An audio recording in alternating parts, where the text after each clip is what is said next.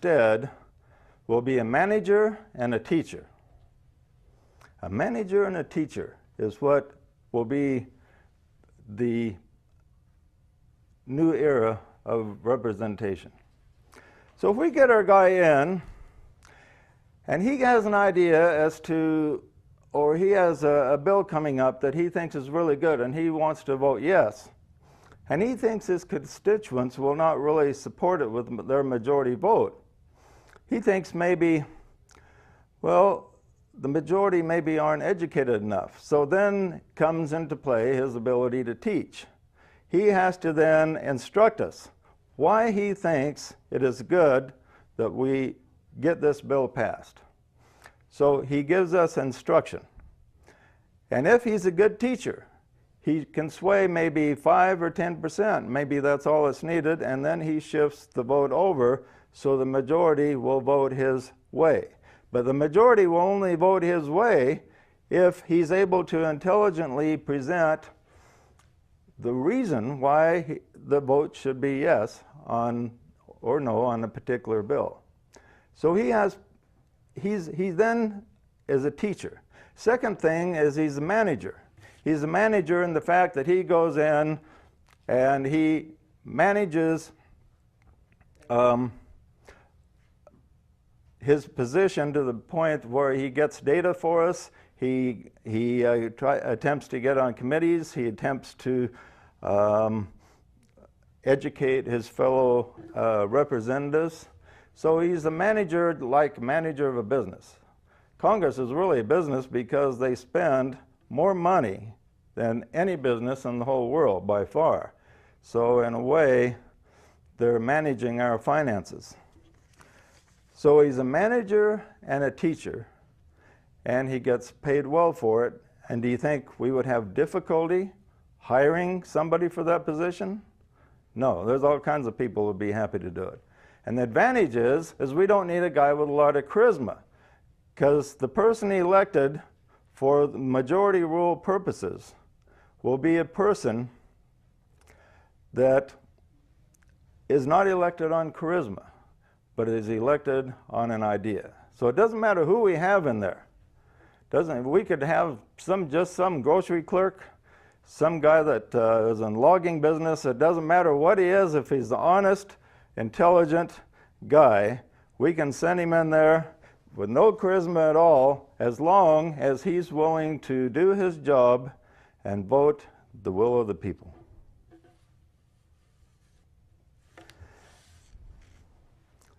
Now, wouldn't voting the will of the people like this, wouldn't that be no different than a poll, some people may ask? Well, not really. Polls are good, they're indicators, but polls are often deceptive because oftentimes we'll hear our public officials say, the polls support me because they say this.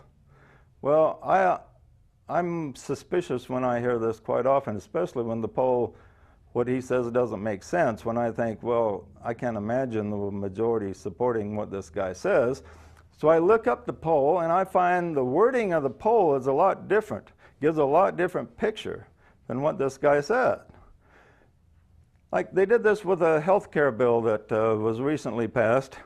A lot of people said, well, the public supports a health care bill because 70% of the people want reform. Well, a poll that shows that people want reform, well, almost everybody wants reform. But because we want reform doesn't mean that we supported this specific health care bill. But when the question is asked differently, do you support the specific health care bill that Congress passed? And the amount of people that supported it or opposed it was, I think last I heard, about 65%. So that gives you an entirely different statistic than just asking the general question, do you support health care reform? The majority support health care reform.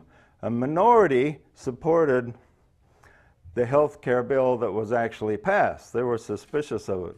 They were suspicious of anything that contains 2,500 pages that no one has read. Just take a drink here.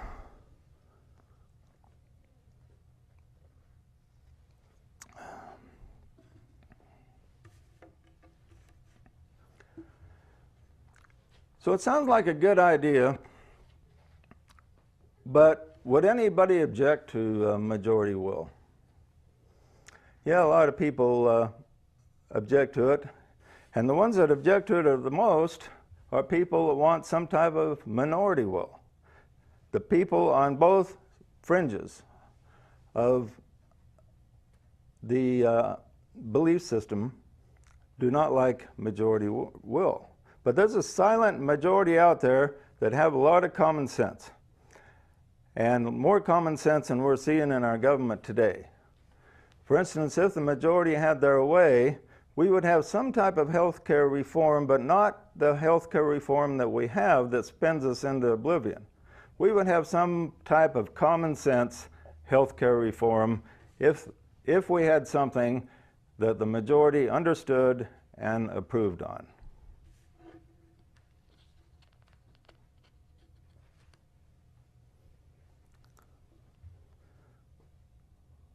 Now here's another question people have. We're covering a few questions here. What if the congressperson has to vote contrary to his belief? Well, this is what he has to accept when he runs for office, being approved by the majority. He has to accept the fact that whatever they say, whatever the majority says, he will go along with. But here's the thing, is that the majority never wills anything that's really goes against the average person's principles to a large extent. For instance, the majority would never approve of something like Hitler did, of rounding up all the Jews and sending them to gas chambers. Majority would never approve anything like this. So most people can run for office and go with the majority and have it not conflict with their conscience. Now there's a number of people that have certain ideas that they're very attached to, and they shouldn't run as a representative under this program. Because if the majority may say a certain thing on abortion or spending or whatever, or maybe something they think is slightly unconstitutional, so they may be black and white on that. If a person is extremely black and white on his beliefs, he shouldn't run on this. But if he does run and represent the majority, he will find this: we'll have a lot better government than we have today. We'll have a lot better system. It'll be more common sense. It'll have a lot more integrity to it overall.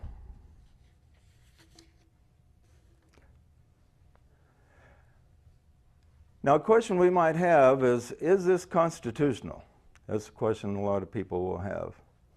And it is. We don't have to change anything in the Constitution. All we have to do is commit the guy running for office to go with the majority will. That's simple. So how in the world would we go about promoting this plan of having the majority have their sway? Well, the great part about it is the majority of the people out there would be happy to have a majority rule, because the majority is the majority, and that's what we're after. We're after the majority of the people, and the majority of the people have common sense. So we go in several different steps here. First step is to form local groups.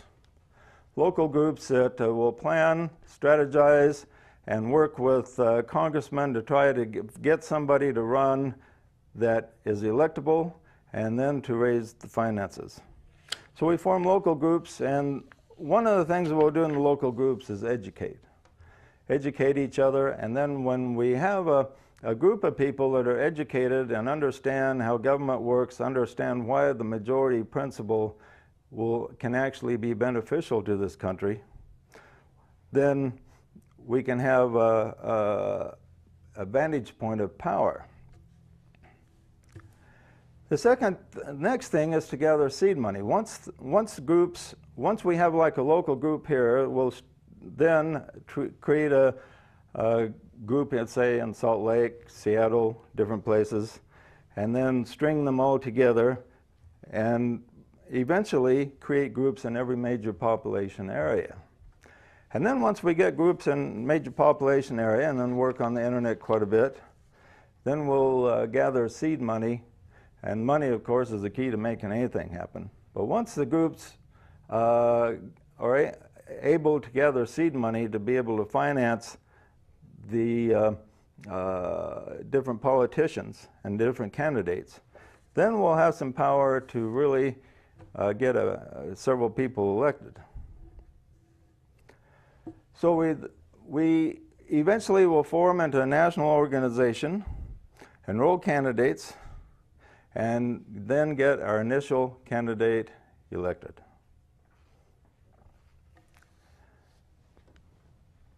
So it's important that we take these first steps because it is possible. And it's important that we realize, that people realize, that the power of the majority. The first thing any person in power tries to do is get the majority on his side.